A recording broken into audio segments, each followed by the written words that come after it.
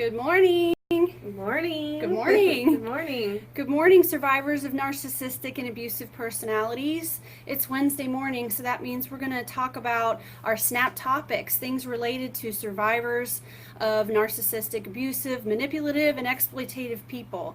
Unfortunately, a lot of our clients have dealt with these particular types of personalities. And with us today is Ashley. Ashley's back. Ashley Kilgore with Integrative Counseling Solutions. Ashley has been brought up to speed and trained on all of our SNAP topics and specializes in treating survivors of narcissistic abuse. You're also a trauma expert as well. I am. Awesome. Well, we're going to talk a little bit about trauma today. But first, this coming Monday, what is the date this coming Monday? It's like the 25th. Is it? Something Anyway, like this that. coming Monday, Monday evening is our SNAP Class 4. So it's the last one of the series, and it's Survivors in Recovery. So we talk all about tools for recovery, also how to navigate toxic people, because some of us don't have a choice. Most of us don't have a choice. We will encounter toxic people, so we're going to give you tools for that. We're also going to talk about what do healthy people look like. For some of us, that's a new thing to even consider, is how to identify healthy people and furthermore healthy relationships. What do healthy relationships look like? If you were never raised in a home that had one, and you never had an example of that, and then you have been in multiple toxic or unhealthy relationships, I mean, we really don't know what that looks like. We have to be taught how to do that. Okay, so today we're going to talk about all abuse is physical abuse. All abuse is physical abuse. And there's a reason for that, and we're going to go over those things.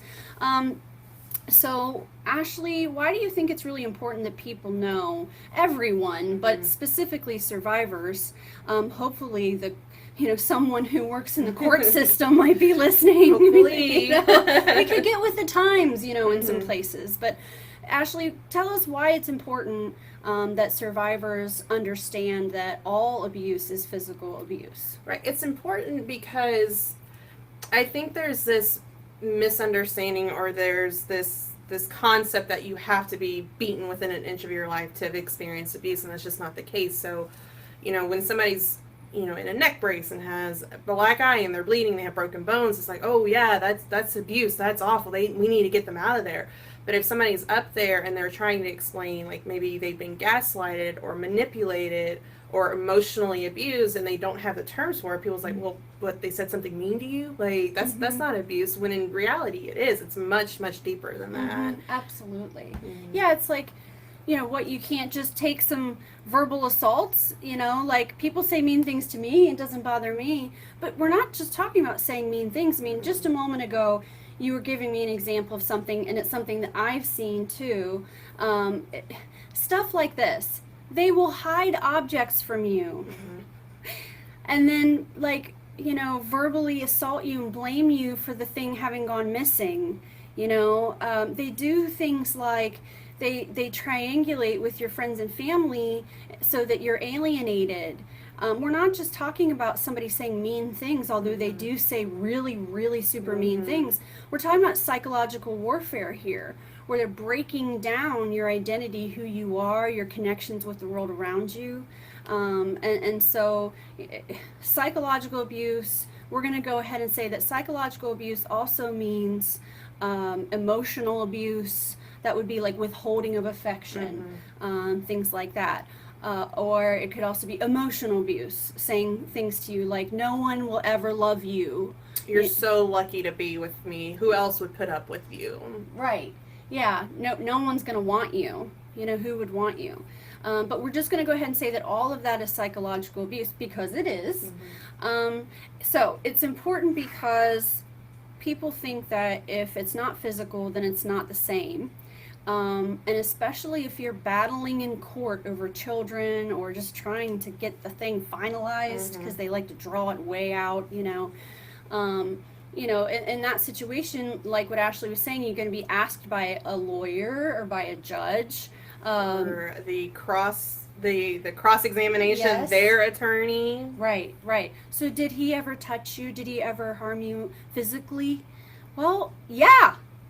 Yes. Very much so. Right, because my brain has been affected. Mm-hmm. So therefore, yes, I was physically abused. Anyhow, moving too fast. So the court system is not up to speed with current research on trauma. And the current research shows that psychological abuse affects your brain the same way that physical abuse affects your brain. And we're not going to get into like the details of the neurobiology, but Ashley, can you sort of, simplify all that for us? What does that mean? Sure. That psychological things. So in other words, I can, gaslight you. I can cheat on you, say mean things to you, and all that. How is that affecting my brain the same as if I were to punch you in the face? Right. So our brains are really, they're tasked with keeping us alive. And so they're constantly looking for threats. They're constantly looking for things that, are a threat to our survival. And so what happens when a threat happens or when we perceive something, we get flooded with all kinds of hormones, and that puts us in the fight, flight, or freeze response. And so, but the thing with our brain is it doesn't discriminate. So if we are remembering, trauma triggers, or if we've been, if we see something that sounds like, smells like, tastes like, looks like what we've experienced, our brain's like, oh, we're in danger all over again. And so it releases all those hormones all over again. Exactly. Great description. Yeah, so your brain gets hurt by the person's verbal assaults or by the games, the mind games that they play. And that sort of leaves a mark, it stays with you. And just like if you were, if you were having been beaten, it is going to stick around, follow you around everywhere you go, new relationships. I mean, you might notice that you have a startled response even though no one ever hit you. Like, like, you get, right? And you're easily startled, but nobody ever laid a hand on you. And yet someone else who did get smacked around, they have the same startle response. So psychological abuse can cause PTSD. Yes. And in our situation, most of who we treat have actually complex PTSD. I have a webinar on complex PTSD, what it is, how to heal from it on lovefraud.com. That's lovefraud.com. Is an hour-long webinar on C-PTSD if you'd like to hear more about that and more about this topic in detail. So yeah, psychological abuse affects the brain the same way as physical abuse, and therefore you're left with similar symptoms and issues that you would if you had been beaten.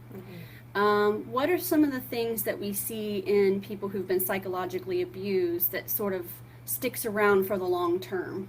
Well, we do see a lot of physical manifestations of it. So, migraines, fibromyalgia, just all kinds, because it's our bodies responding to that. So there's a lot of physical symptoms that we see with it as well. Yeah, you got IBS, hypothyroidism. It can exacerbate or interplay with diabetes. There's myofascial pain syndrome. There's all kinds of stuff that can wind up sticking with you through the rest of your life. Or STDs. Yes. I mean, that's physical, but I mean, these people will bring an STD home and you're going to have that for the rest of your life if you're dating, and then you have to inform people. I mean, that's going to be triggering over and over again. Like, so there's a book that you're reading. Yes. It's the book, and it's called The Body Keeps the Score.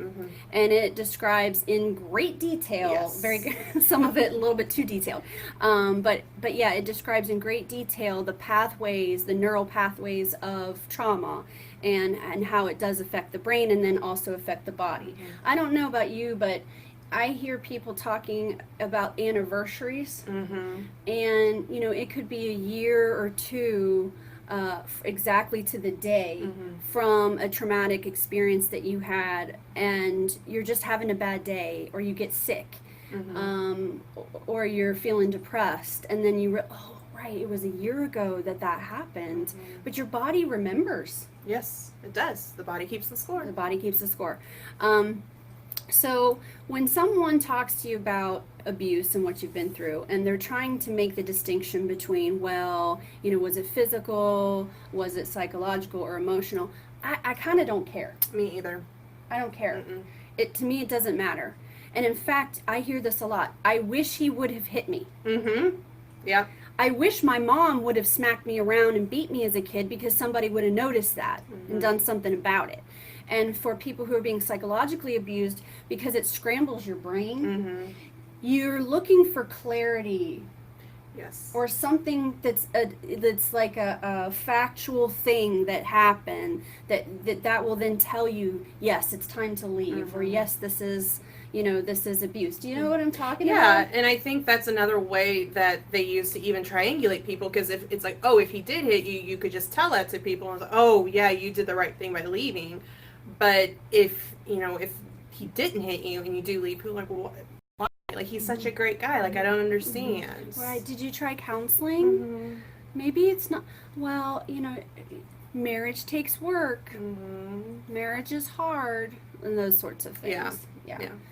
Okay. I'm looking over our notes here to make sure that we hit everything. I think we did. No. Okay. These things can leak onto your new relationship. Yes. That's important that we talk about that. I share a lot of personal things about myself. But my husband is not abusive. But if he's mad at me, which he has every right to be, if he's irritated or grumpy, it's triggering for me. I automatically am thinking, what's wrong? Oh my gosh, can I fix it? What, and even though I do this for a living and I know a lot about it, remember, it's trauma. So it stays in your mind, and it comes back and surfaces despite your knowledge, because it's hardwired into your amygdala. It just stays with you. So yeah, things like that. Or if someone slams a door, if I am being ignored. Yeah. So like maybe has his headphones in and he's playing his video game or something, which he calls defending freedom, which is hilarious. I'm like, good job, honey. Thank you so much for defending freedom. But, he's got his headphone in, and I might come in the room and try to tell him something, and he doesn't know I'm standing there, and he's got his headphones on, even though he's done nothing wrong, and he's not automatically like purposefully ignoring me. I still will have that feeling of, oh, he's mad. Do you have anything like that goes yeah, I have. There's been plenty of times when I've been with like a client, and they're in this healthy relationship, they're in this really great relationship now, but I think I remember once, like, he threw something in frustration, and it wasn't like at her, it wasn't, he just like, and I've done that before, like, I gotta walk away from it, and but that was very triggering for her. Exactly. So then if you're not working on this and you don't know that that's what's going on with you, then it can hurt your new relationship.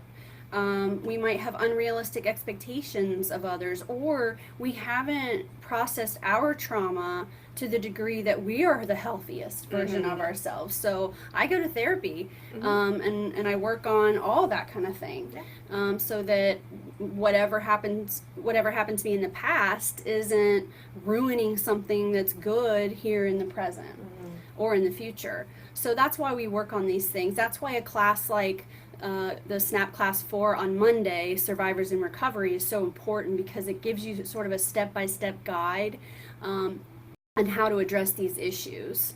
So I think I think we covered it. I think so. You think so? I think so. Okay. All right. So we'll end here. And thanks so much for watching. I hope you guys have a great week. If you have any comments or questions, please feel free to leave them with the video post, and also check out the notes to this video because you'll find the link where you can sign up for the class. It's $40. However, we do offer reduced rates for people based on your need. To us, it's more important that you attend and get the information. We're not in it to be making a bunch of money. That's so funny, even, right? No, we're not in it for the money. But you know, so you can pay what you can afford, and don't let the money part stop you. All right. All right. Well, have a good day. Bye. Bye. Okay. So now here we go, and we say bye and end it about 3 minutes later.